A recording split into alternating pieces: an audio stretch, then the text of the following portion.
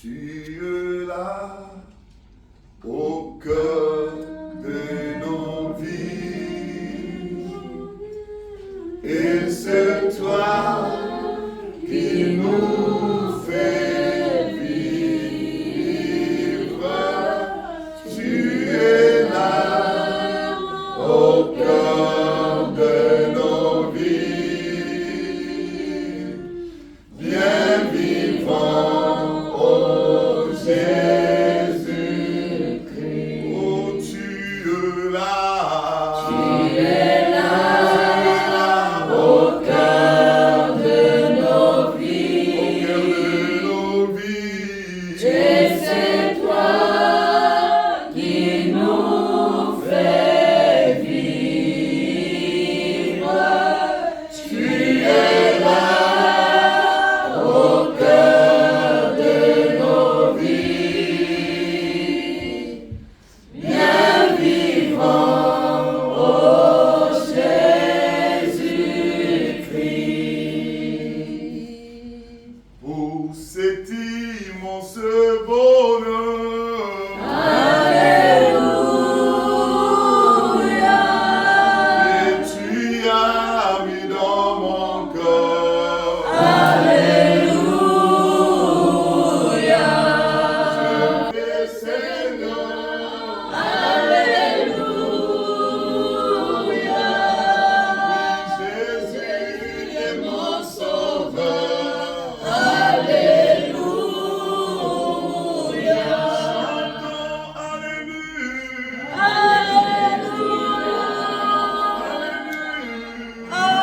Alléluia. Oui, Jésus est mon sauveur.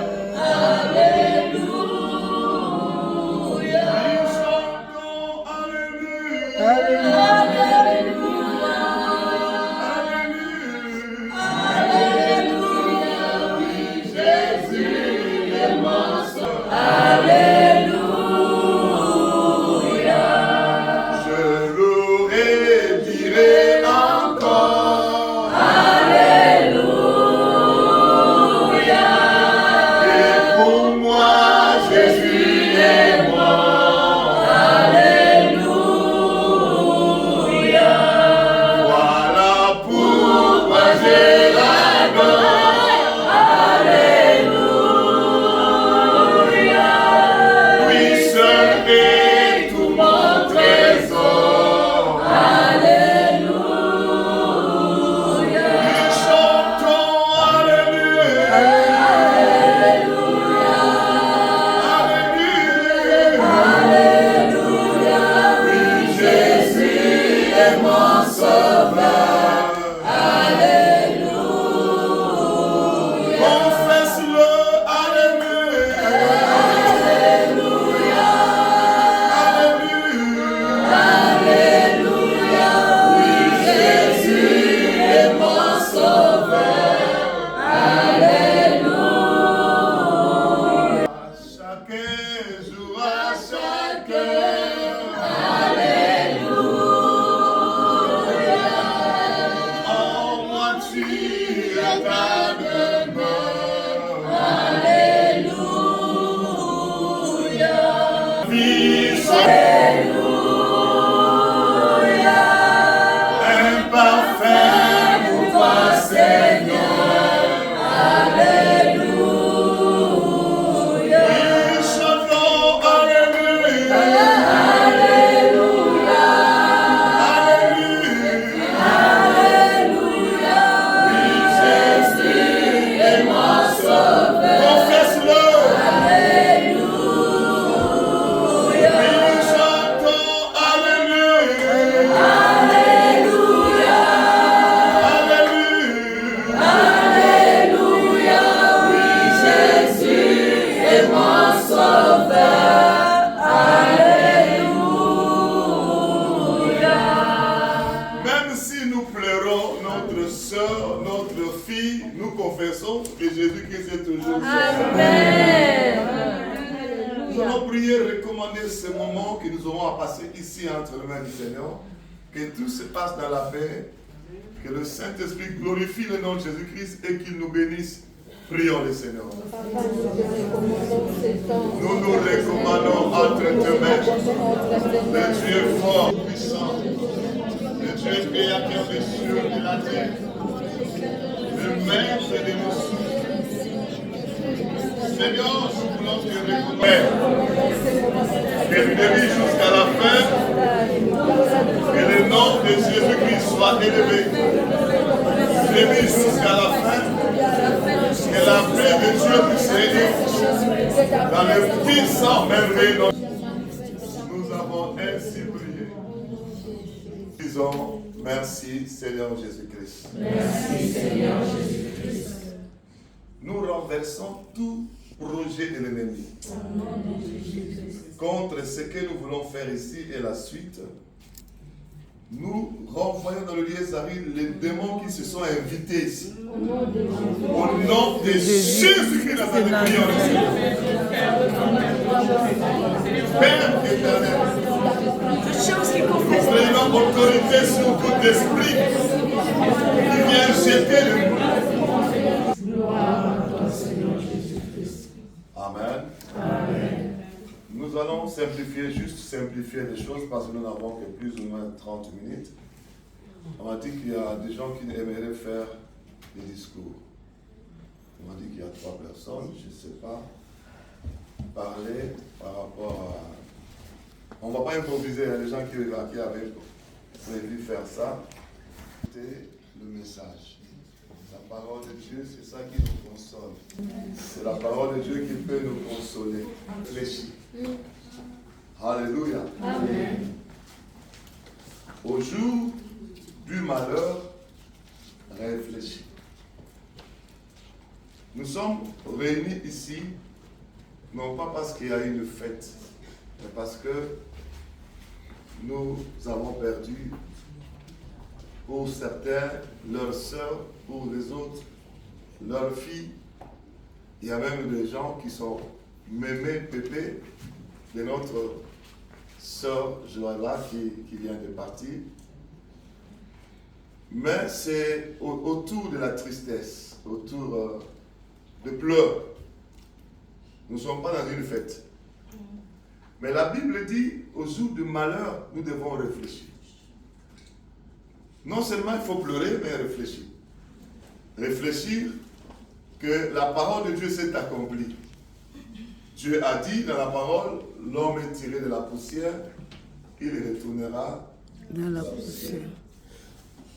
Que tu sois riche ou pauvre, que tu sois petit ou grand, que tu sois croyant comme notre sol qui vient de partir, ou bien athée. Quelle que soit la position de l'homme sur la terre, nous tous, nous finirons par partir un jour. Amen. Est-ce que vous le savez? Amen. Aujourd'hui, c'est le jour de le tour de notre sœur Joëlla. Mais demain, ça sera peut-être mon tour. Ça sera peut-être ton tour. Si Jésus-Christ ne revient pas, vouloir ou pas, nous finirons tous par partir. Alléluia. Amen. Mais il y a une vie après la mort. Nous devons réfléchir. Moi, je suis venu ici pour vous faire réfléchir. Peut-être que vous n'avez pas encore eu le temps de réfléchir.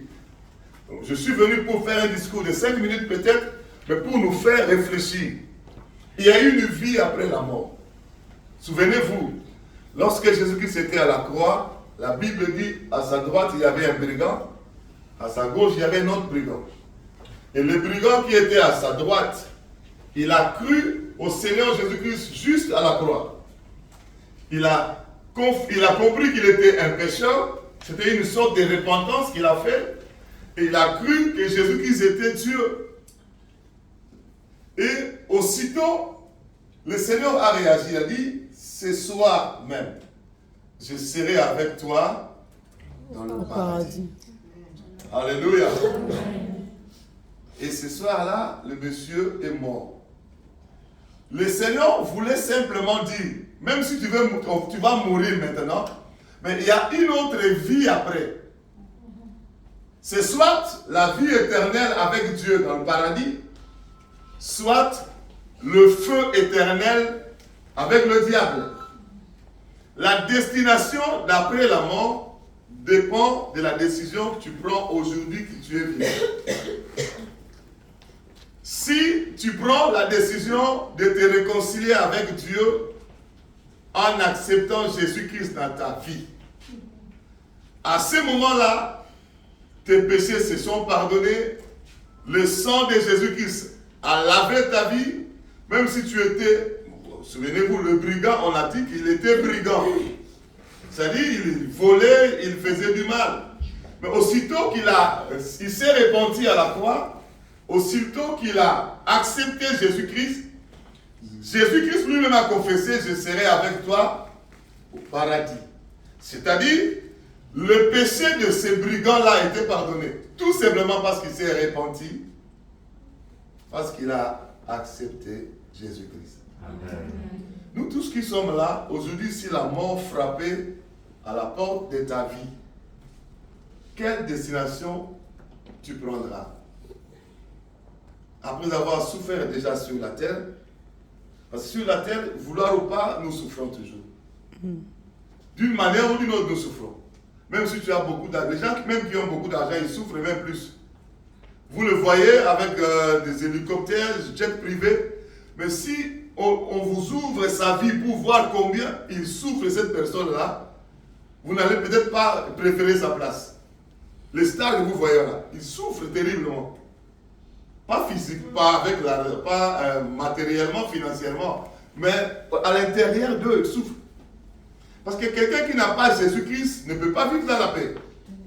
Il n'y a que Jésus-Christ qui est la paix, qui te donne la paix. Amen. Sans Jésus-Christ, on peut faire semblant de bien vivre, mais au-dedans de toi, tu vas sentir qu'il y a quelque chose qui te manque. Amen. C'est pourquoi le brigand a compris ça. Au dernier moment de sa vie, il a accepté le Seigneur et la destination de sa vie après la mort a été changée. Le Seigneur a confessé, je serai avec toi dans le paradis, vivre dans la paix. Mais il y avait un autre à gauche, mais lui il ne s'est pas repenti de ses péchés. Lui il n'a pas accepté Jésus-Christ. Certainement quand ils sont morts le soir, ils ont pris deux destinations. Le brigand de la droite, on a confessé même par le Seigneur, toi c'est le paradis. Mais l'autre, quand tu meurs sans Jésus-Christ, sans te réconcilier avec Dieu par Jésus-Christ, la destination, c'est le lieu de tourment. Il y a dans la Bible une parabole de Lazare et du riche. Ils étaient tous vivants sur la terre, ils sont tous morts. Le Seigneur, dans Luc chapitre 16, Luc chapitre 16, le Seigneur nous a dit que quand ils sont tous deux morts, Lazare est allé dans le sein d'Abraham, c'est ça le paradis. Et le riche est allé dans le lieu de tourment. Il était en train de souffrir, il demandait de l'eau, il n'y en avait pas. Il a demandé de l'aide, il n'y en avait pas. Il a même confessé, je suis en train de souffrir dans cette flamme. De le lieu de tourment, c'est la destination de personnes qui n'ont pas Jésus-Christ dans leur vie. Ils vont être tourmentés et je vais vous rassurer que ces tourments-là sont éternels. On va vivre éternellement dans le feu, dans le tourment. Mais au moment où nous sommes en train de parler, ce n'est pas ce que Dieu veut pour toi et moi. Il a peut-être permis que nous puissions nous retrouver là pour que chacun de nous puisse réfléchir. Est-ce que si la mort frappait à la porte de ta vie aujourd'hui, quelle destination tu prends? Notre soeur, notre fille, Joëlla, sa vie, c'était dans l'église. Ses parents lui ont montré le chemin du Seigneur, de Jésus-Christ. Le dimanche même, on m'a dit qu'elle était à l'église. Mais le Seigneur a permis qu'elle parte. Nous pouvons pleurer, c'est bien, c'est normal que nous puissions pleurer. Mais à ce moment, Dieu ne pleure pas. À ce moment, les anges de Dieu ne pleurent pas. Ils trouvent que la fille est retournée dans la maison de Dieu. Amen. Amen. Alléluia. Amen. Elle est retournée dans la maison.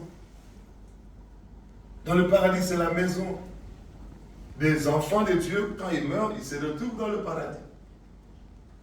Mais les hommes qui n'ont pas Dieu, qui n'ont pas Jésus-Christ, se retrouvent dans les tourments. Nous devons réfléchir sur ça. Au moment où la mort n'a pas encore frappé, n'attends pas que ça soit trop tard. Tu meurs, tu te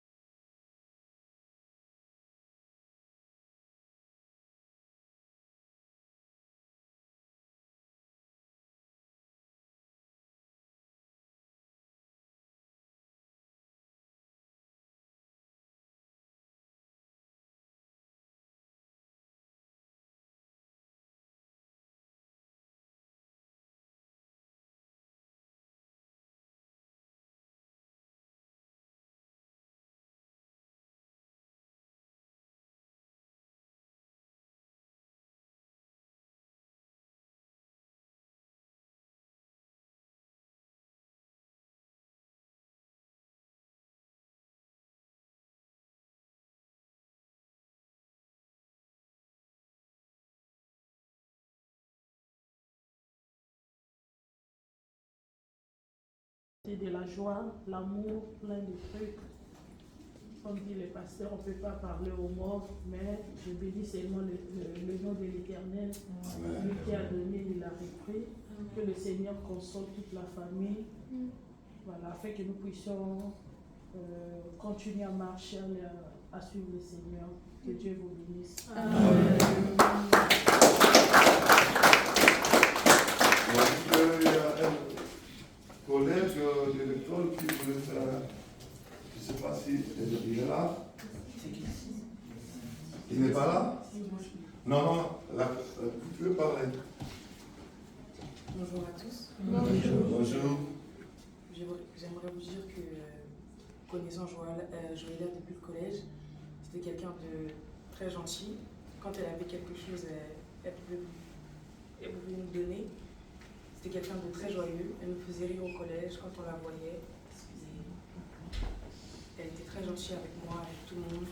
À chaque fois que je la croisais dans la rue, si elle avait quelque chose ou quelque, je sais pas, elle nous donnait, on rigolait avec elle. Et la dernière fois que je l'ai vue, c'était mardi. Et même si elle était malade et qu'elle n'était pas en forme, elle m'a quand même fait sourire, on a mangé ensemble. Et après, je n'ai plus de nouvelles. Merci.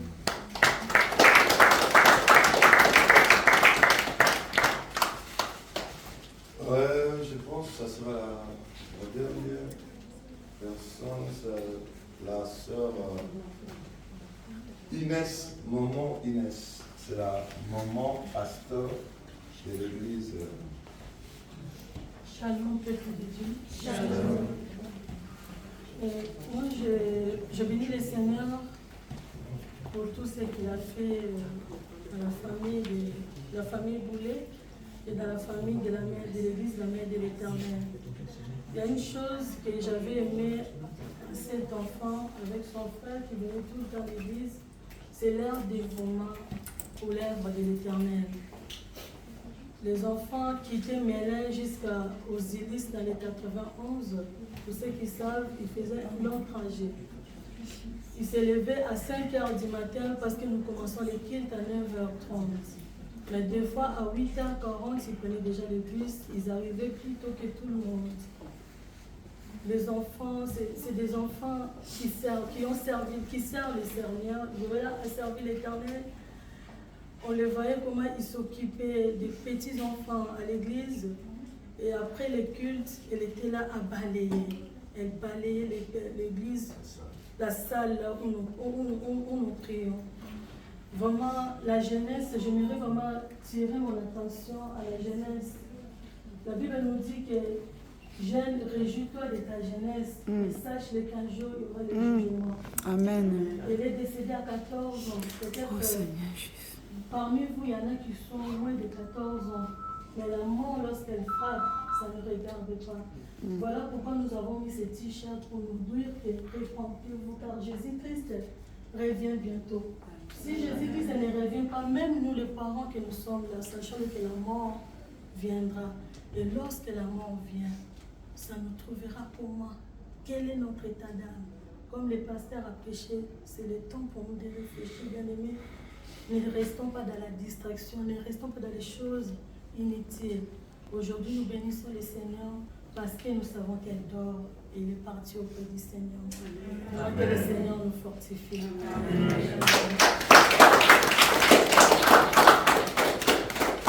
Alléluia. Amen. Oui, notre maman Hermine, la maman de Joëlla, on pensait qu'elle n'avait plus la force de parler, mais le Seigneur lui a donné la force.